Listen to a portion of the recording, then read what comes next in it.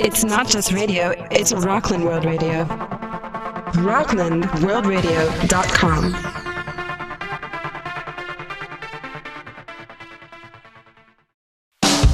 The Shepherd of the Knucklehead celebrates two of man's greatest pursuits, craft beer and a hot meal. When it comes to craft beer, they're all in. An incredible lineup of beers on tap, fed by rows of kegs in the basement. And they doubled down with a menu of apps, soups, seafood, and butchered on-site steaks. Everything scratch-made, local ingredients whenever possible. Great place, great food, unbelievable beer selection, friendly staff, can't go wrong. Craft beer, cocktails, food, classic and creative. Something for everyone. The Shepherd and the Knucklehead.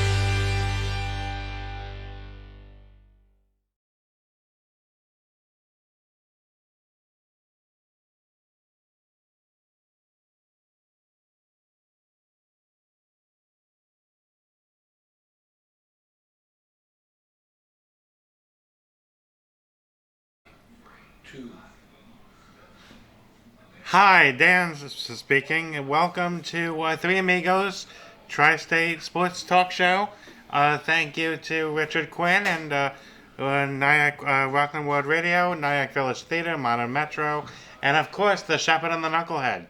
So I'm sitting here all cozy already with a Goose Island Bourbon Barrel-Aged Stout. So can't beat it. Great beers, some of the best you could find. 90 on tap. And it's burger night. So, actually, just as we're wrapping up, I think a lot of people, it's going to be dinner time, so we're going to start seeing people come in for their burgers and stuff. He has $7 for a burger, so can't beat it. And they got wing specials, $9 unlimited wings on Wednesday. So, that's a good one to see. They got sometimes live bands, karaoke every other Friday, and they got football Sunday specials as well. So, anyway, another exciting week has happened, and it's the middle of people are making the predictions for the football and the draft that's coming up. We got spring training. Spring is here. It actually feels like spring today. It's been very nice. 60-something degrees here, so can't beat it. And what else? We got basketball and hockey season. Really. Coming towards the playoffs at some point, eventually. So yes, and it's getting more interesting now because teams are kind of battling on there, and this is the right time to go on a winning streak and not the good time to go on a losing streak because every team is battling for the playoffs and making something happen. So, yeah, and especially in hockey, a team could win like 10 games in a row, or a team could lose 10 games in a row. And sometimes you never know. Some team may think they were the best team all year, but till it all counts at the very end when your team is healthy and the players are clicking at the right time. And over the past couple games, the Rangers lost 2 tough games to the Philadelphia Flyers, and with that, I would feel concerned as if I like the Rangers because their former coach, Alain Vigneault, who was fired by them a few years ago, is being successful with the Philadelphia Flyers. And if they make a run at the Stanley Cup, that could be tough to take. So, yeah, it's quite a battle right now. And the Devils came off an impressive 3-0 win over the Anaheim Ducks, and Corey Schneider comes up with his first shutout of the season, and Pavel Zacha has a 2-goal game, and that's a good sign there because earlier in the year we saw that wasn't quite happening as much. So they're doing better than was expected at the beginning of the season. They've really come come through a little bit, huh, the Devils? They have. They may not make the playoffs this year, but they'll at least end the year on a positive note.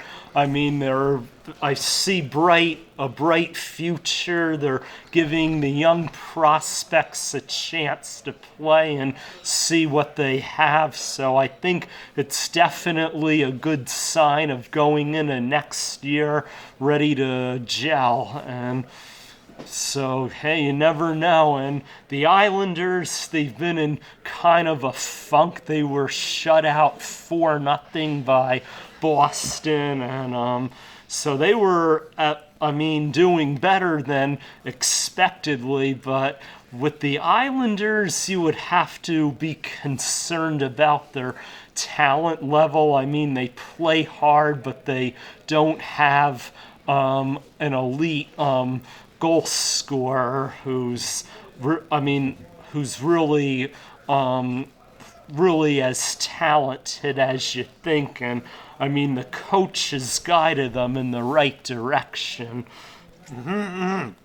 Yeah, they were looking much better earlier in the year, but now they've kind of slumped. And this is when teams are kind of jockeying for a playoff position. But they've really kind of slumped a little bit, haven't they, John? Yes, they have. So it's really what happens towards the end of the season. It would be very disappointing for them, of course, after having a pretty good season all year, to have a first-round playoff exit. And it looks like they're the type of team that might end up doing that this year. You know, by the way they played recently. So right, the Rangers are actually looking like the team right now that might make the biggest playoff push, right? Well, they're a couple points out of it, even though they have a winning record. But the Eastern Conference right now is a tight division because teams with winning records are kind of at the bottom, and you really have to be at your best in order, and it's a tough league to compete in. So it's a tough conference this year. I mean, sometimes, yeah, that's true. The East is a tough conference. I mean, sometimes you could be just barely over 500 and still make it. Be even right around 500, even a little bit below 500 and still make it. But not this year. So, yeah. It's like, meanwhile, in the Eastern Conference in the NBA, the Nets are 7 games below 500, but still holding on to the 8th seed for the playoffs. Still the Brooklyn Nets are still holding on to the 8th seed, even though they're 7 games below 500. They have to start playing better these past couple games and finding way to be more consistent. I mean, they lost not a good game to the Atlanta Hawks, one of the worst teams, and then they battled back strong against Miami, but they still came up short. But the whole thing is, can they be better without Kyrie Irving in the lineup? And then some people say yes and no. I mean, yeah, it's basically basketball is pretty much a team game, so it all depends. Yeah, well, I mean, it sounds like they've been pretty inconsistent, really, because they were playing a little bit better without Kyrie Irving for a while, and then they've kind of slumped a little bit. So, yeah, they're kind of, well, of course, like you said, John, one player can't make the team, so it's really kind of a situation where you have to have a whole team to win, and it's a matter of who steps up on every given night. So, and there's a lot more games definitely in basketball and hockey and baseball than there are in football, say. So you can always kind of there's always time to kind of there's a lot of games that people are going to have to step up if you're going to want to win. So, and that's kind of what the more well-rounded teams do. I mean, I remember when the Knicks were good back in the 90s, it wasn't just necessarily always the same player who, came through. I mean, it was, anywhere from, Ewing to Starks to Oakley to Mason to Rolando Blockman. one of the lesser-known players, Hubert Davis, somebody who came off the bench and provided a spark. So that's basically kind of what sports is about, really, at its ultimate. It's an ultimate team game, and it's about who's going to step up to the plate at whatever given time. So. Yeah, basketball is like the ultimate team sport. Well, every game's a team sport, but basketball definitely ranks up there as being one of the ultimate team sports. And usually, the best teams don't center around just one player. Really everyone contributes equally. All 5 players on the court, contributing equally really is what makes for the best team in basketball. Yeah, I mean, really, besides Carmelo Anthony with Syracuse, it was basically the defense that had them be so competitive for so long.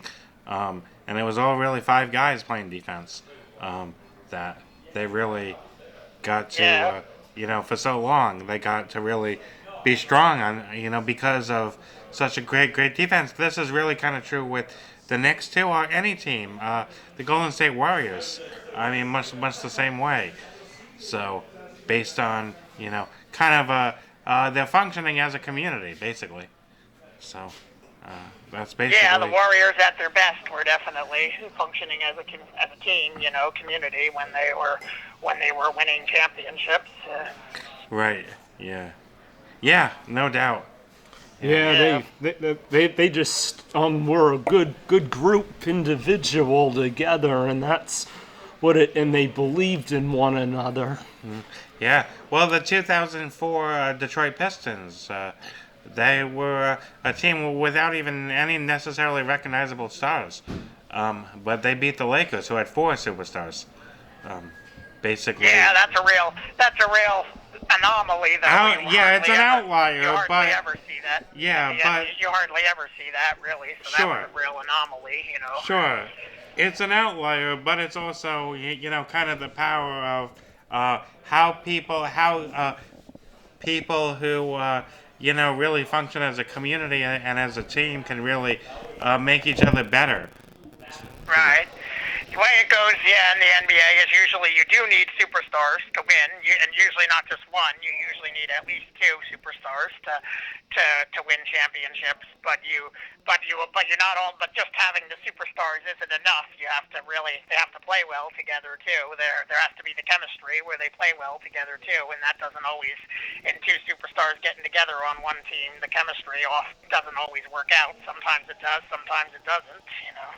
So time will tell next year how it works out between Kyrie Irving and Kevin Durant. When Kevin Durant returns next year, well, that'll be, only time will tell how well the chemistry works out between Kyrie Irving and Kevin Durant. Yeah, no doubt. And that could be a situation like you said earlier on earlier podcasts, Kev, how Kyrie Irving hasn't always made the team better, as talented as he is as an individual as well. Yeah, he's kind of had a reputation for not making the teams he's on better because it was most notably it's like the Celtics, they went all the way to they made it all the way to Game 7 of the conference finals. It 2 years ago when he was injured. He was injured throughout the playoffs, and the Celtics still made it all the way to Game 7 of the conference finals, and then it came just 1 game short of the finals, and then they took kind of a step back last year, and this year they're doing better, and they're doing better this year without him. Yeah, and it still makes me wonder, I don't know what the Nets, I understand they wanted the talent, but I mean, that was a little bit of a mistake to get Irvin. Maybe they thought him and Kevin Durant would have good team chemistry. I mean, who knows?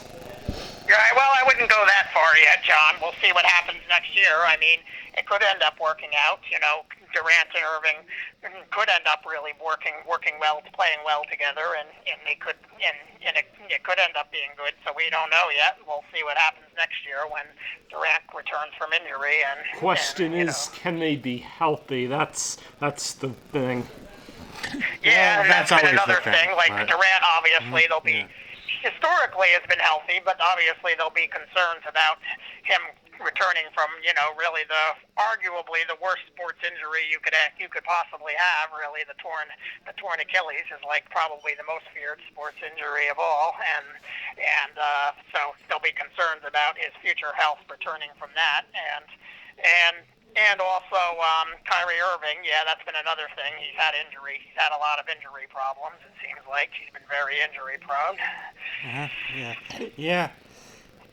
Yeah, but like we were talking about though before with regards to like Phil Jackson, is sometimes noted by people because he had the best players ever, some of the best players ever, and he coached them and had them win championships. But that's not automatically going to happen. Even if like the Knicks were not without talent over the years. I mean, Carmelo Anthony was very talented at some points, and same thing with Amari Stoudemire. But really, it didn't really work out that great. So, yeah. Yeah, it's like I said, sometimes it works, sometimes it doesn't. Right. Yeah. So yeah, we'll see what happens with the Nets. Next year, because it's really next year that they're expected to compete with it for the championship if they're healthy. Right. Yeah. This year, I think people weren't expecting much more than like maybe being the 7 or 8 seed in the playoffs and a first round exit. Since Durant wasn't expected to play at all this year. Right. Yeah. But that's okay. The Nets still have had some players who could be really consistent at times. Right, and that's basically what you have to have. The role players have to be okay too. And they do have some role players. Spencer Dinwiddie is very good. Karis LeVert and Jarrett Allen. Yeah. So. Yeah, usually that's what you need to have a championship caliber team. You need usually a minimum of 2 superstars who play well, who complement each other well and play well together, and superstars need to be surrounded by really good role players who contribute as well, especially on a night where one of the superstars is off, Sure, yeah. But in some circumstances, you actually could have no superstars or one superstar. Right, yeah, the only team I've really seen win with no superstars is the 04 Detroit Pistons. They're the only team I know of. There may have been others, but they're a real exception to the rule of a team that's won with no superstars. I'm sure there were others. I mean, basically, a lot of it is playing as a team. So. Yeah, most every other team I've seen win championships in my 20 years of following the NBA have all had at least 2 superstars, Can you say that again, Cap? Sorry. That most other teams just about every other team I've seen win the championship in the NBA in the 20 years I've been following the NBA. I've had at least 2 superstars. Right. I hear you. Indeed. Right. 2 superstars. Yeah, I mean, definitely that helps. I mean, no question. Even though it is a team game. But. Yeah. Well, yeah, you need both. Great. You pretty much put it simply, in basketball, just like most sports, you need both. You need a lot of talent and teamwork to win. It really takes both talent and teamwork to be successful. Yeah. Well, also in depth. I mean, you have to have a deep bench. It's good to have a deep bench, especially once, in the fourth quarter when a lot of people get tired. Right, and especially nowadays when injuries are become more prevalent, Right. Yeah. Yeah. Right.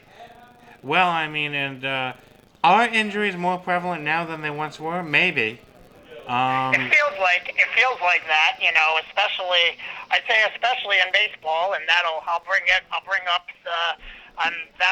go into like spring updates on the Yankees, spring training right now. There's bad news, unfortunately. Severino is going to be undergoing Tommy John surgery, and likely be missing the whole season. Therefore Severino is likely going to be missing the whole season for pretty much the second straight year.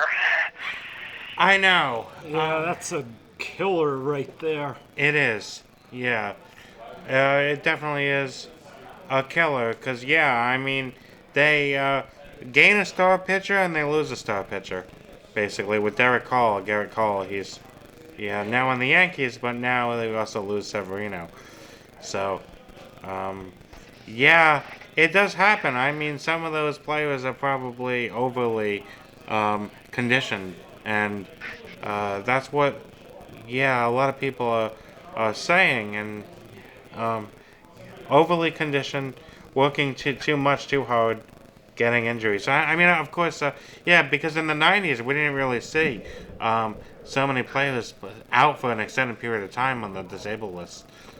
So. Yeah, now we're seeing pretty much. Yeah, it does. That's what I mean by it seems to be more common that you see guys miss extended periods of time on the injured list. And really that's like we don't recall like the late '90s Yankees teams, that dynasty team really didn't have guys miss extended period of time. And so it does feel like and I do think the conditioning is kind of in some ways better, like players train harder, but I think they're really overworked these days, and they're asked to do too much. They're asked to like run at unnaturally fast speeds and throw the ball unnaturally hard when the pitchers are asked to throw the ball unnaturally hard, and this puts the excessive wear and tear that makes injuries more prone. So the modern day conditioning isn't necessarily a good thing as for injuries. People would think that good conditioning prevents injuries, but it actually is more. There's an argument to be made, definitely, that players are overdoing it these days with the training and conditioning. Maybe they should eliminate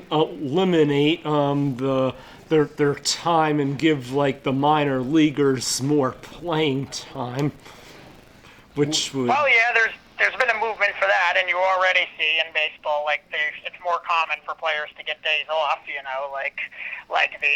don't see usually every player play 7 days a week. They are conscious about giving players days off. Sure. Yeah.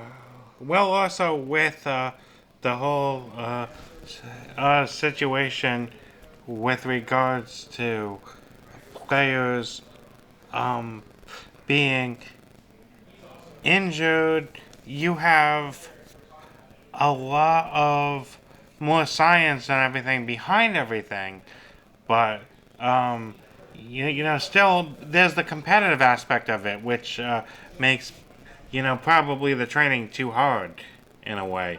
So I mean, you would think nowadays we know more than ever, so there would be less injuries, but there's the competitive aspect of also players returning too soon, players returning against medical advice, that type of a thing. Right. Well, actually, no. I think that actually goes on less. I think these days there's more of a protocol. Players used to play with injuries. I think more back in the day. Nowadays, they have to be more. There's more. It's more enforced that they have to be medically cleared to play. It used to be, I think, a case where players would try to play with injuries. More that they wouldn't try to play with today. Well, it's certainly the case with concussions and head injuries for sure. I mean, people used to just say, you fall, hit your head, you just got your bell rung a little bit and stuff, sit for a few minutes and get back in the game, basically. Yeah. Then people realize that's kind of a serious problem. So, especially if people lose consciousness for a little bit and stuff, people would say, just rest for a few minutes. Once upon a time, it was just rest for a few minutes, go right back in. And, Yeah, nowadays there is a whole protocol. Concussion, especially with concussions, that you have to be medically cleared to play. Yeah, as somebody who's worked with people who have brain injuries, that's a positive, because life could change like that. So. Of course, the concussions are much more prevalent in football. Baseball, what we're seeing, the injuries that we're seeing very prevalent there is like muscle tears, really, muscle strains and tears. Sure, broken bones, etc. Getting hit by a Yeah. 90-mile-an-hour fastball, that could do it. You know. Yeah, the In the wrong excessive wear and place. tear, on a pitcher's arm really does, take its toll. That on a pitcher throwing the ball at 90 miles an hour. Yeah. That too, yeah. I mean, certain pitches, people are taught not to even, until you reach a certain age, like 15, 13, 15, and not to even throw curveballs and other kind of pitches like that. Yeah, like maybe Severino is a victim of somebody who was started too early, and his arm is kind of blew out. Because when you start too early, you can blow out your arm at a young age, and it feels like that may be what just happened with Severino. Possibly. I mean, especially, from somebody coming from another country like he did. And they don't have the same kind of conditioning and training and coaches that we have here. So. Right, in other countries, like countries with lower that are really much more impoverished and lower income, it's like their best ticket out of the poverty is to become a professional baseball player. So they're training at such a young age they're training to play baseball at such a young age. Yeah, indeed. That's they're hoping that's going to be the big break that's going to make it. That people are going to make it out afterwards. You're going to make it out of that situation afterwards. So. Right, and now meanwhile, other injury news on the Yankees. It's pretty much all.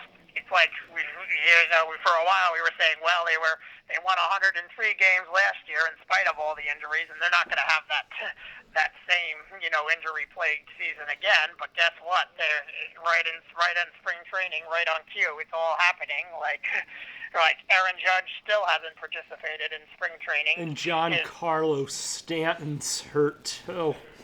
Yeah, he might miss. He has a calf. I'm just reading right now. Giancarlo Stanton has a calf injury and might miss the season for that.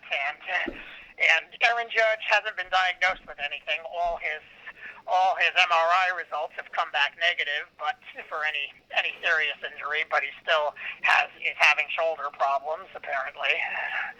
Right. Yeah. Well, I mean, like I said, people are really going to be, kind of questioning him because only his first season was healthy, and he spent extended periods of time on the disabled list the past 2 years. So. Right. Well, the one 2 years ago when he went on the IL, it was because he was hit by a pitch, I think, and that's more that's you can't blame that on bad conditioning because he was hit by a pitch. Of course. Yeah. Right. Yeah, I know. I think he broke his wrist. Yeah, he was hit by a pitch and broke his wrist. And that can happen when you got a 95-mile-an-hour fastball thrown at your wrist. Yeah. That can definitely happen. But, of course, nonetheless, I think people are going to see it as he's injury prone, And then, last year in April, a few weeks into the season, he injured his oblique, I think, running to first base. He injured his oblique, and instead spent 2 months on the IL. Right, well, yeah, I mean, and that's really the type of injury that once upon a time would have been avoided. Or not have happened. A young guy like that, getting injured running down to first. So that's where the right. Well, it's because these days they're probably. What do you think? Do you think it's because these days they're running at unnaturally fast speeds? Speeds that are kind of thought of as not even humanly possible. Not necessarily. I think it's bad conditioning. It's 20 years ago we didn't see guys, getting injured running down to first. They had proper stretching or whatever it was that they did. And whatever now it's missing. So. Right. Well, yeah. Maybe there's too much.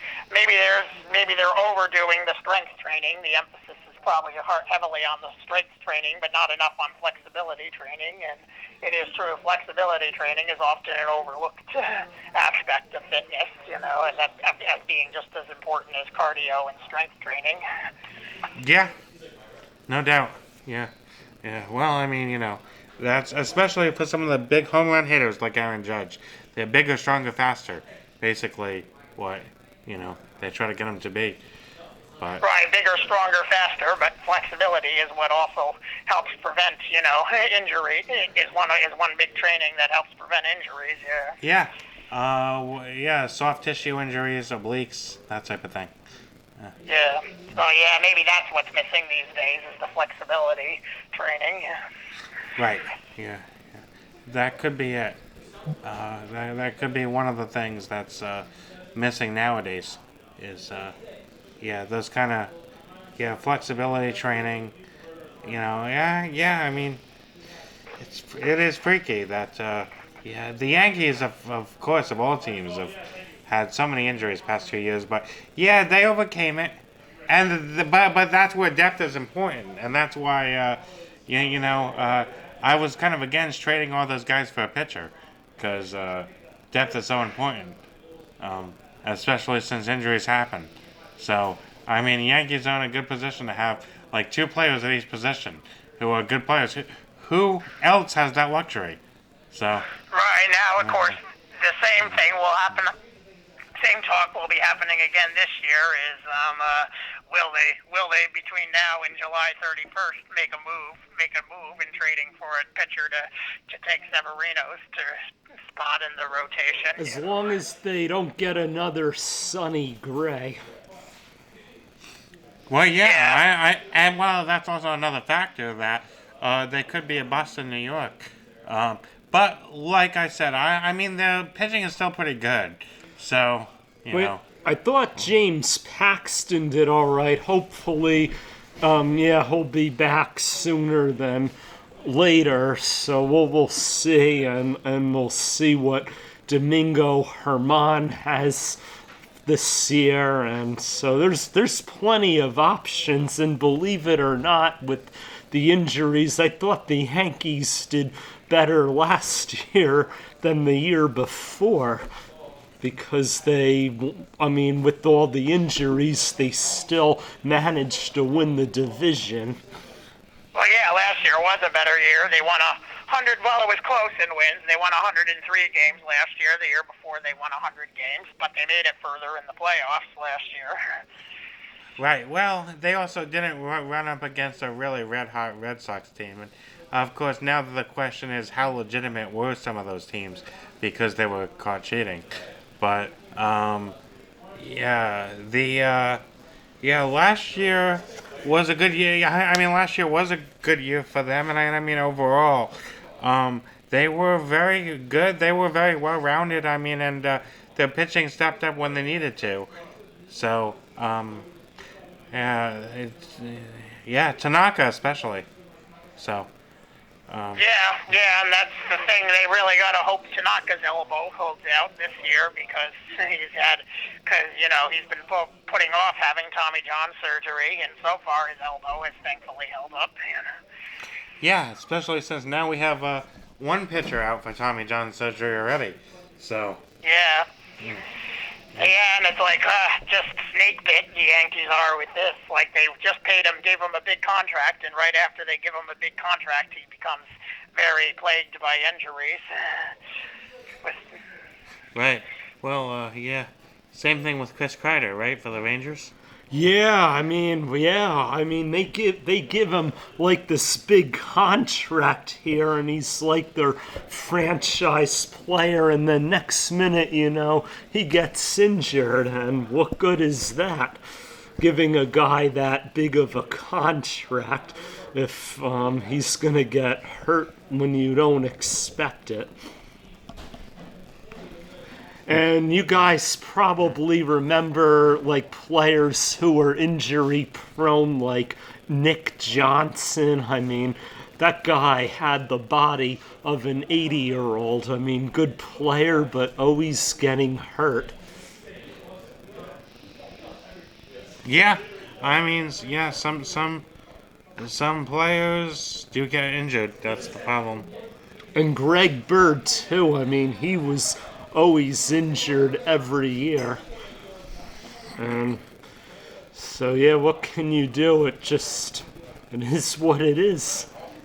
Yeah, it does seem to be a thing in baseball that a lot of guys never end up living up to their potential because of injuries. Like, Severino now is reminding me a little bit of Jabba Chamberlain. Remember how much of a big prospect he was before he became plagued by injuries, and the same kind of injuries Severino's dealing with right now. How about Xingming Wang? Yeah, he too had to have the Tommy John surgery, Jabba Chamberlain, for elbow problems. Yeah, he was like a lights out pitcher, and then the injury, he was never the same. Right, he had one particular injury, I forget what it was, but yeah, one particular injury and was never the same after that. Yeah, things could change like that. Yeah. In the blink of an eye, in the snap of a finger. And the same thing goes for in football, like RG3, his rookie year, he's a world beater, like running like all world, and then the one knee injury wrecks him, and he's never the same player. So yeah, same in like any sport, it'll often happen. And we make predictions all the time in sports about who's going to win, who's now, not going to win. But that's a big X factor for sure. Now, do you think Josh Allen in the later years you would be concerned about, even though he's good now, but running like one injury could affect him? Yeah, well, any running quarterback puts themselves at risk in a way. That's part of the reason I wasn't really that unhappy that Eli Manning was one who stood in the pocket, that's why.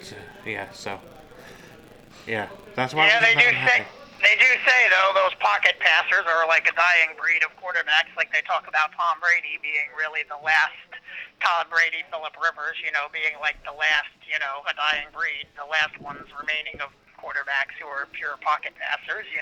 All the modern quarterbacks run and scramble, run more, or run more, are more mobile, Yeah, that's true. Well, I mean, you have to go with your strengths. I think there is something to be said about a guy like Lamar Jackson, and Patrick Mahomes, of course. They're very good quarterbacks, so that's their style. They are more at risk of getting injured, but I think it's the style that's there. That's the style that people are kind of, I don't know if people are kind of going for that now, more so that's just their strengths and they're utilizing it. But yeah, I don't know. It does seem to be a thing. It does seem to be a trend a little bit. Sure. It feels. But of course, I mean, I think that the thing you have to know is that you have to put a better offensive line around pocket passers. So that's one thing that Tom Brady might be a little bit tired of in New England. That he doesn't have as many weapons now. He's getting older. He doesn't have as much of an offensive line as he once did. So, but I mean, really, overall, I think they could put those things in place. They have an awesome defense right now, and if they put the pieces in place around him, which they have a history of doing, I think that he's going to end up back in New England next year. But we'll see what happens. As of right now, it looks like they're still in a stalemate as far as the negotiating.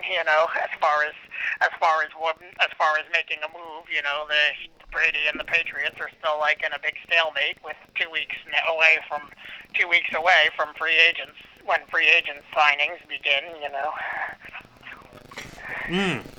Yeah, they're still in a stalemate, huh? Yeah, it's still up in the air. Yeah. He's debating whether he'll go back there or not, so yeah. Yeah, well, I mean, my understanding of it was, I think he was trying to work something out with the Patriots. He just didn't want to be a lame duck. Yeah, that's what I read last week, but the reports are changing every day, Yeah. New reports come out every day, and the latest report just saying they got to talk. It's looking like they're still in a stalemate of working negotiations. Right. Last I heard, Robert Kraft was on the side of wanting him to be on the Patriots, or not go anywhere, or retire. But Right, yeah, I think that's Robert Kraft's position, and Belichick is more the one who's feels like he's ready to move on. right, yeah, but to who?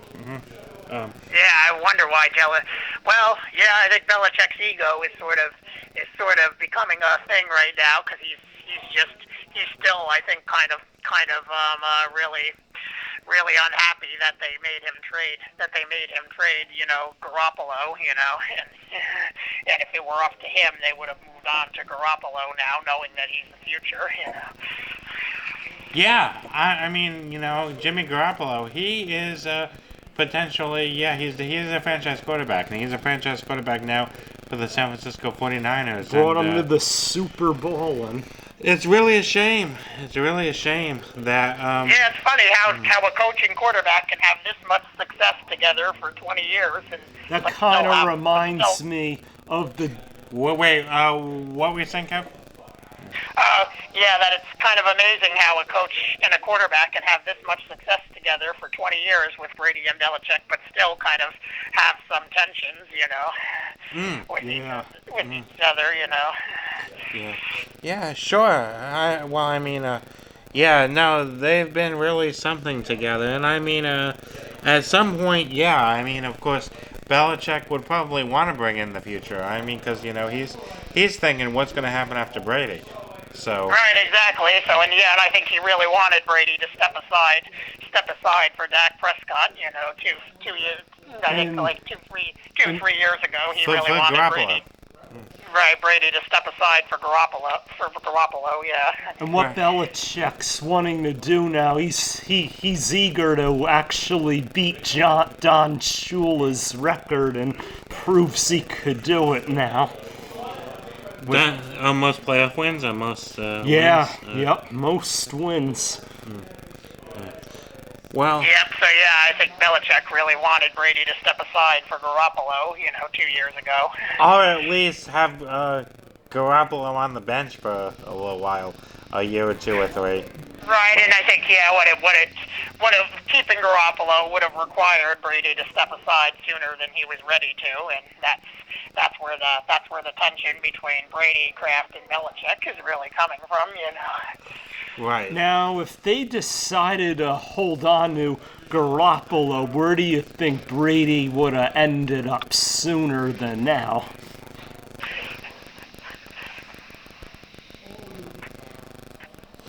Well, hard to say.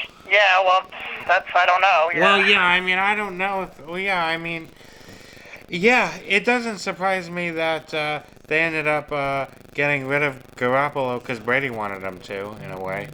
But it's toughest for Belichick, although, I wonder who he's going to turn into the next Tom Brady and stuff. Even Tom Brady. Well, Belichick's standpoint was he knew he had another franchise quarterback with Garoppolo, so and it was like Brady had his plenty of time in the spotlight, so I think he was really wanting, if it were up to him, he would have said it's time to move on to our next guy, knowing that how hard it can be to find a franchise quarterback. Yeah. It is. It's a difficult thing to find a franchise quarterback. They're not just sitting out there on the corner, Yeah, think about the Denver Broncos really haven't or yet to. It's been 20-something years since Elway retired, and they're yet to find a franchise quarterback. They won a Super Bowl with Peyton Manning, but he was really a bridge guy, and since they got him at the tail end of his career, he was really more what you call a bridge guy, and they still really haven't found a franchise quarterback since John Elway. And the Miami Dolphins are having the same issue ever since Dan Marino retired. They haven't had a franchise quarterback. And look at the Jets. You haven't had a franchise quarterback since Joe Namath, right? Right? Yeah. Well, it would have been Chad Pennington if it wasn't for the injuries. Right. But I think Sam Darnold could be the future. Yeah, he's an example of somebody who who really never realized his potential due to injuries. Yeah. Now, with the Brady Garoppolo thing, this kind of reminds me of the dilemma the Jets were in when they had Curtis Martin and Lamont Jordan, and they had to keep one and let the other one go. Right, and the Jets did a typical Jets thing, and they kept the 30-something-year-old Martin and let Curtis Martin and let Lamont Jordan walk. How boneheaded is that? Yeah, but then after that, he ended up having. Yeah, I mean, if they would have had Jordan, they would have maybe he would have been there longer, where they've been maybe a little better. Where Martin didn't have that injury that 1 year that ruled him out for the year. Yeah, definitely. It would have been smarter to keep Lamont Jordan over Martin, because Martin was on his last legs at that point, with his being over 30. A running back over 30 is on his last legs, you gotta figure. Yeah. Right. Of course. Yeah. So. Yeah, of course. What? Yeah. In football, running backs don't last as long as quarterbacks, because then over a period of time their legs get worn out, especially if it's one injury after the other. Yeah. No, with the Jets, you really, yeah, well, I mean, with all of the quarterbacks, I mean, all of the, the players that, we've seen throughout the years, you have, definitely, yeah, it's definitely a case where, some of them just don't, achieve their potential because of injuries.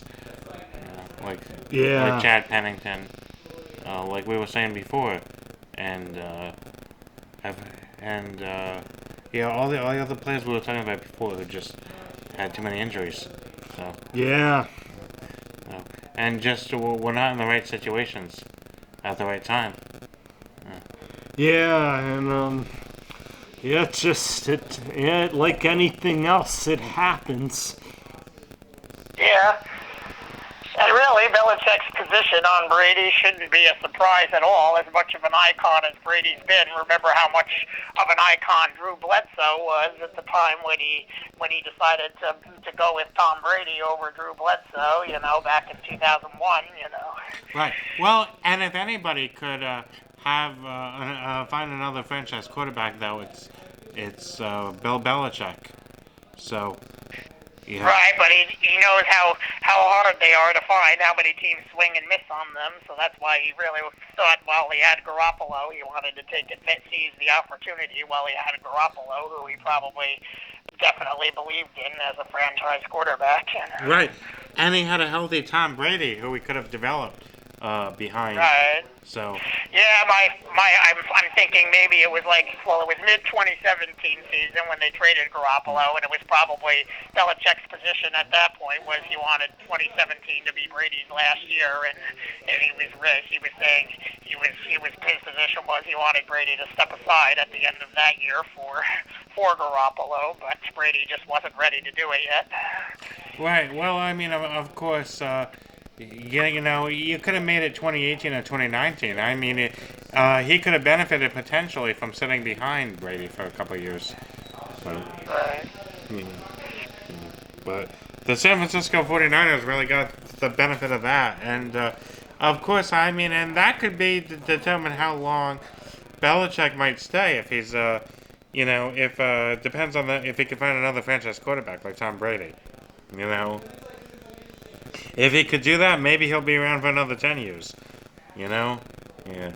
The guy is something. He really is.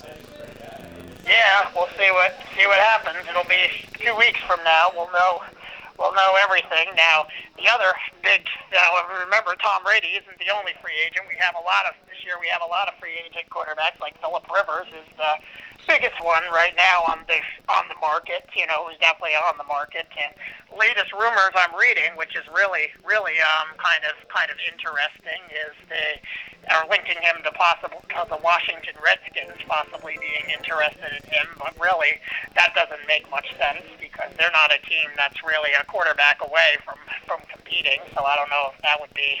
I don't see why that would make much sense for either Phillip Rivers or the Washington Redskins.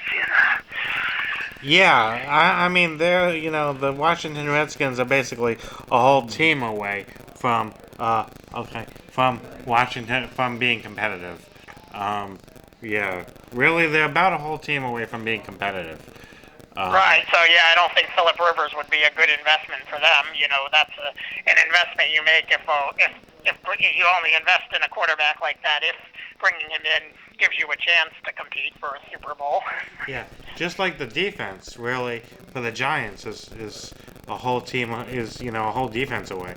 So that's who they need to pick up in the draft. So, Jets could probably use more of an offensive line. Yes, more than any. Yeah, that's what they definitely need to be as an upgrade, because if they have that upgrade, I think they'll do a lot better than what they have. It'll keep Sam Darnold from running for his life. Exactly. Mm-hmm. Yeah.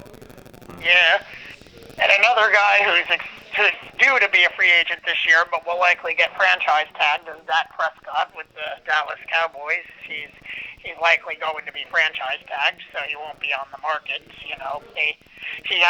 Him and the Cowboys still haven't worked, are still in a stalemate and working out a long-term contract, but he'll probably be franchise tagged this year.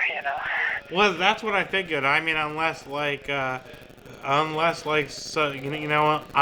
think that he's not the answer, and then they push him aside and they bring in a Tom Brady or something like that.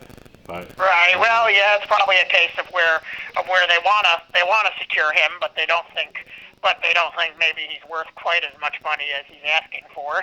They feel like they'd be overpaying him if they gave him the contract he's asking for.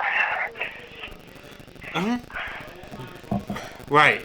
Well, I mean, and they have a history of doing that. They paid Tony Romo a lot of money, and then Right. Yeah, and I think they don't want to be paying Dak Prescott when he's Tom Brady when he isn't. Right. Yeah. I mean, they weren't really. I mean, although they did kind of give that money to Tony Romo, but then they might have regretted it also. So.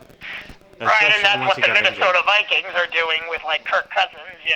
That's why I wasn't that disappointed when the Jets didn't end up with Kirk Cousins, because the Minnesota Vikings are paying Kirk Cousins like he's Tom Brady when he isn't. Right.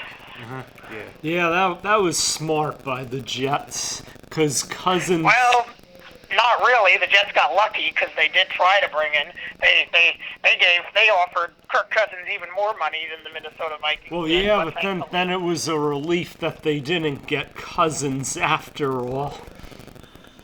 Yeah, they're lucky Kirk Cousins turned them down, because it would have been a fairly terrible investment if they paid the amount they offered Kirk Cousins. If they ended up paying him the amount they offered him, it would have been a bad investment. And they're lucky he turned them down.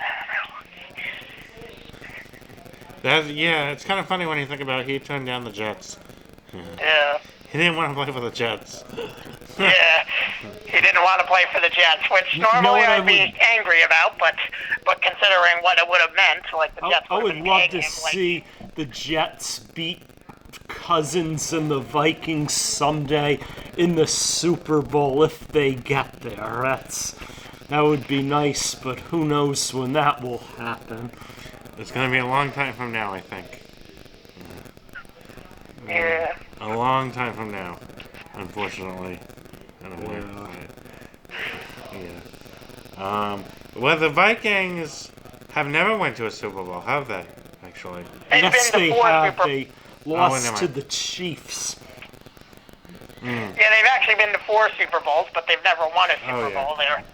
they've lost, and they haven't been to a Super Bowl since the mid '70s. I think they lost to the Oakland Raiders in the mid '70s, and that was their last Super Bowl appearance.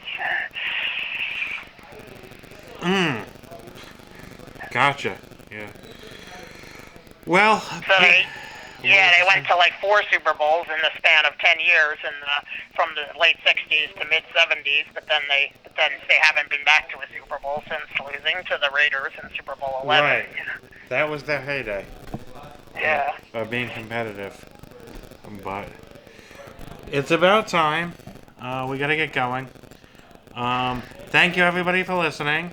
Thank you, of course, to Richard Quinn and Nyack, Rockland World Radio, Nyack Village Theater, Modern Metro, and of course the Shepherd and the Knucklehead. People are starting to come in now for their burger specials. So we have $7 burgers on Monday. Great deal. Have it with a great beer. And whatever kind of beer you want, they have it. And thank you for listening. It's been our pleasure. Till next week, you've been listening to Three Amigos. May your favorite teams And may win. your teams win. Yeah, awesome. Bye for now. The Shepherd and the Knucklehead celebrates 2 of man's greatest pursuits, craft beer and a hot meal. When it comes to craft beer, they're all in. An incredible lineup of beers on tap, fed by rows of kegs in the basement. And they double down with a menu of apps, soups, seafood, and butchered on-site steaks. Everything scratch-made, local ingredients whenever possible. Great place, great food, unbelievable beer selection, friendly staff. Can't go wrong.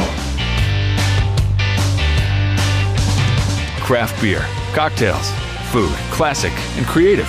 Something for everyone. The Shepherd and the Knucklehead.